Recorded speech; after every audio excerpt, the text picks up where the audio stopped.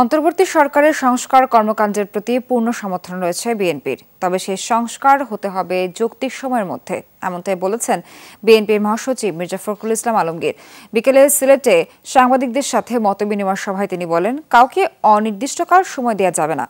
রাষ্ট্র সংস্কারে দলগুলোর সাথে অবশ্যই আলোচনা করতে হবে। তিনি অভিযোগ করে বলেন, প্রধানমন্ত্রী শেখ হাসিনা ভারতে বসে বাংলাদেশের মানুষকে বিভ্রান্ত করার চেষ্টা করছেন।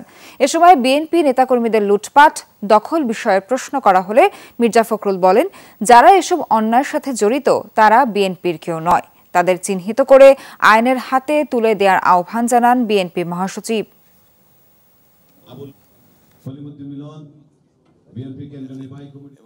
ইতিমধ্যে তাদের কমিটি এসেছে। অন্তর্বর্তীকালীন সরকারকে আমরা যৌক্তিক সময় দিতে চাই এবং সেই যৌক্তিক সময় যেটা বলেছি যে আপনার একটা সংস্কার যেগুলো জায়গায় সংস্কারের কথা বলা হয়েছে সেই সংস্কার করতে যতটুকু সময় লাগে, বাট এটা যৌক্তিক সময় হতে হবে। এটা এমন না যে আপনার অনির্দিষ্ট সময়, একটা যৌক্তিক সময়ের মধ্যে সেটা করতে হয়, এটা স্পষ্ট করে বলেছি।